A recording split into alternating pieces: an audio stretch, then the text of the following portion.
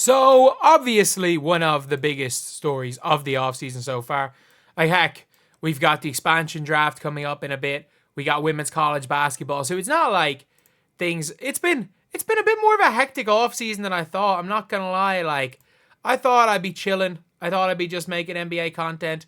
But we are kind of going back to that. And I thought, like, it was going to be... We were going to almost stop with the WNBA stuff. But I have to say... it just doesn't seem to end. It just does not seem to end. And if you guys enjoy this and you guys want to follow women's basketball, subscribe. We're trying to hit 38.4K by the end of the day. But we got to talk about Unrivaled. So obviously Unrivaled have announced nothing since Aaliyah Boston. They announced there were 6 extra spots, and they announced Aaliyah Boston and Lexi Hull. Of the last 4 players they've announced one of Caitlin Clark's best friends.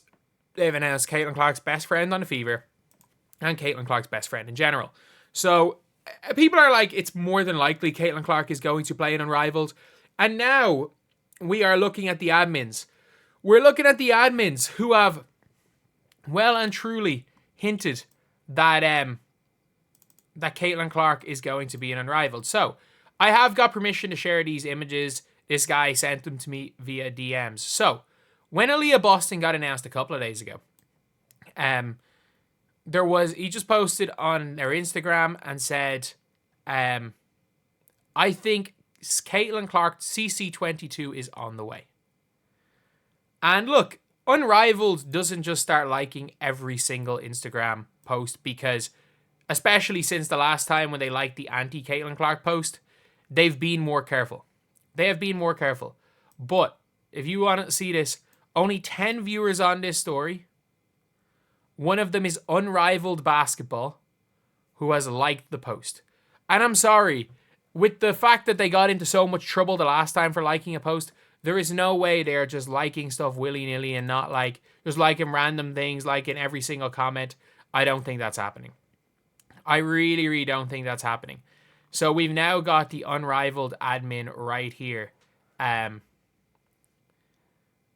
Liking that Caitlin Clark is next, which is like, she's not going to be next. She will be 36th. She'll be 36th. They're not announcing anyone before. I'm telling you, they are not announcing.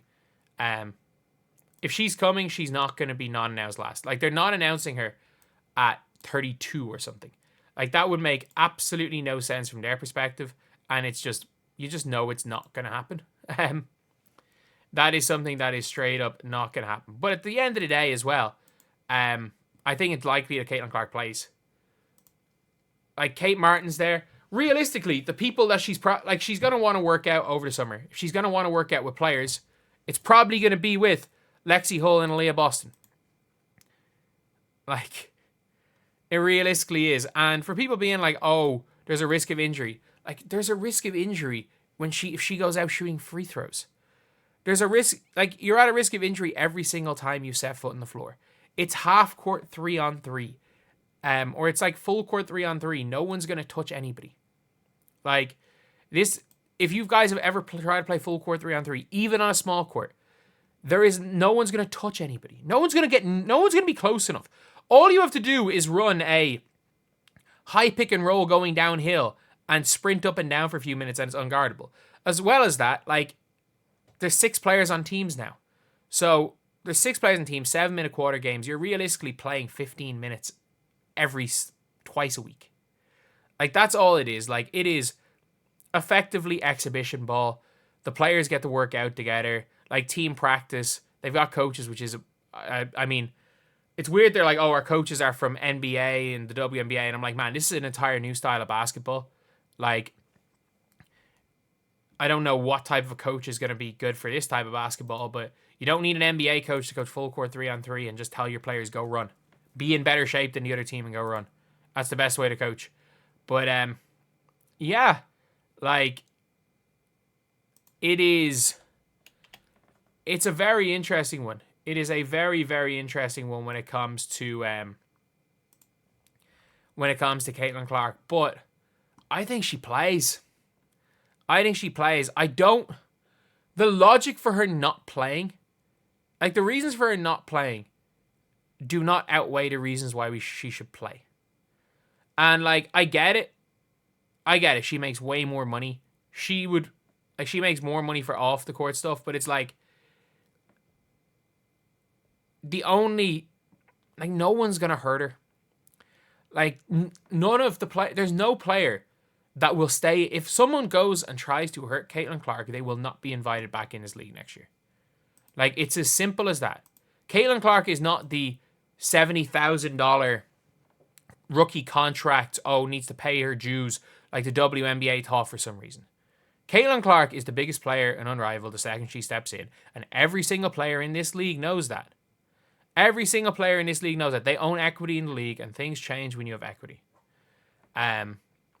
But yeah, I don't see why she wouldn't play. And people being like, oh, but like she's gonna struggle with it, and it's like, man, if you think Caitlin Clark is gonna struggle in full court 3-on-3, imagine full court where Caitlin Clark has the space to do whatever the hell she wants, where they can't blitz off screens. Imagine Caitlin Clark playing with Aaliyah Boston, where they physically cannot blitz off screens because they blitz off a screen, they give a layup.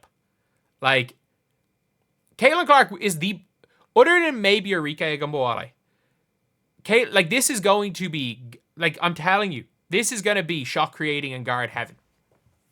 Arike, Jewel Lloyd, Kelsey Plum, Caitlin Clark, Ryan Howard, Courtney Williams. These players are going to thrive.